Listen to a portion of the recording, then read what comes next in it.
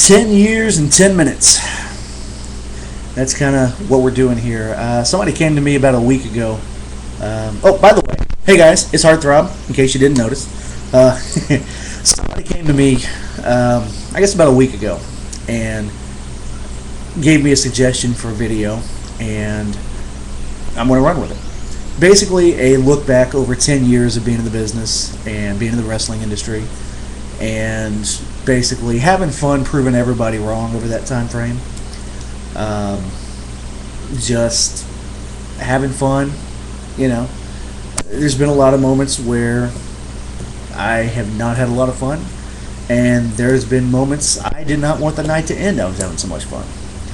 But 2010 marked 10 years for me being a wrestler, and all of it started back in Oklahoma City. Anybody that knew me for any long period of time knew that I swore up and down for the first 10 years of my life that I was going to replace the great Ryan Sandberg as the starting second baseman for the Chicago Cubs. Well, you see how well that worked out. But I have been very privileged and honored to have worked with some of the finest people in the wrestling industry. Worked with a few idiots, worked with a few oddballs, and I'm pretty sure I didn't come off with a great first impression on a lot of people. But over 10 years, over that course of time, you get to look back and reflect on everybody you've met, everybody you've worked with and talked to, and you really take into appreciation what's been given to you. I have been blessed to have been able to travel all over the place.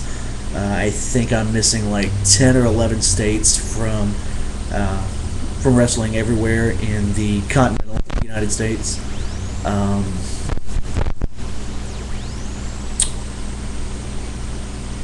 I've made a trip to Canada in that 10 years, just once, but once is more than a lot of people to get to make that trip.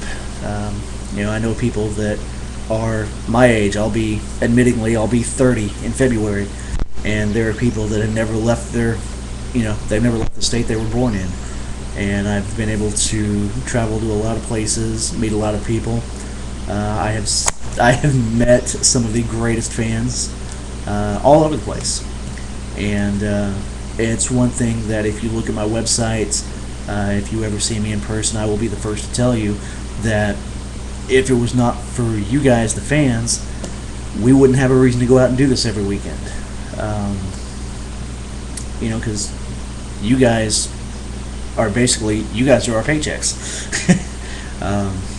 And we depend on you guys just as much as you depend on us. But I've been crazy dog. I've been very blessed, like I said, to have worked with some very great people.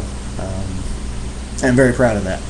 I realize after X amount of years that I have been giving something that is just unbelievable. I wake up a lot of times and just it really amazes me, because there are people that, like I said, they've never left their little circle. And here I am, 10 years later, I've been all over the place. When TNA first started back in 2002, I think during their first year or so, I worked with a lot of people that were there at that point in time. The Naturals. I actually worked with Andy Douglas when he was still in Moorhead, Kentucky. Matter of fact, I've got a Moorhead Stadium hat on right now. That was back when he was known as the Wild Child, Andy Douglas. We used to call him the Lost Hardy Boy, because he was breaking in about the era that everybody was trying to look like the Hardy Boys, and I don't know if that was the look that he was going for. And Andy, if you see this, I'm sorry. That was my opinion. Still love you, bro. But no, Andy and Chase, America's Most Wanted. Chris Harris and James Storm. Worked with a number of legends over the years. Larry Zbyszko, Kamala, Greg Valentine. Actually, a funny story with Zbyszko and Kamala.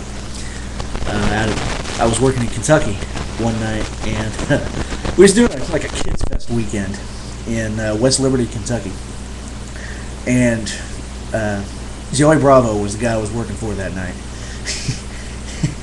we bring in that night Chris Harris, Larry Zbyszko, Kamala, just a number of guys, a number of names that we brought in. I was working Chris Michaels that night. He was working on a bad ankle, I think it was. He had a bad ankle or a bad knee from the night before, and we still went on and put out a good 10-15 minute match. And about, I want to say 30-45 minutes before the show began, somebody comes up to me and was like, hey, somebody did not bring Kamala to the building. Can you go get him? Now keep in mind, I am no longer in my street clothes. I'm actually in gear because I think me and Chris were on first or second. We were one of the early matches. So I went out of the locker room. I grabbed my keys, left the locker room, made my way through the crowd to my vehicle, went and got Kamala, who was like literally 2 or 3 blocks away at the hotel, and brought him to the show. We had a great show that night. Had a lot of fun with the kids and all the fans in attendance. And the next morning, Joey actually put up everybody at the hotel there in West Liberty. And he came up to me and he goes, hey, would you mind taking Larry Zbyszko and Kamala to the airport in Lexington? Like a 2-hour drive. And I was like, sure, no problem. And it was an honor to get to meet them. Not only meet them, but sit in the same vehicle with them, pick their brains, and just talk to them, get to know them over, that little bit of a car ride that we had.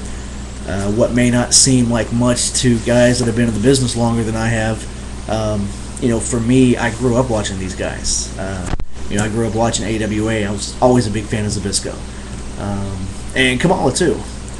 And to get to sit in the car and get to hear these guys talk about different stories from the past, it was just awesome for me from a fan standpoint. Yeah, absolutely, I'm marked out. Even recently, a couple of weeks ago, over in Alvin, Texas, had a chance to work with Pat Tanaka, who, if a lot of you older fans might remember from the Orient Express in the old WWF days, late 80s, early 90s, him and Mr. Fuji and Kato,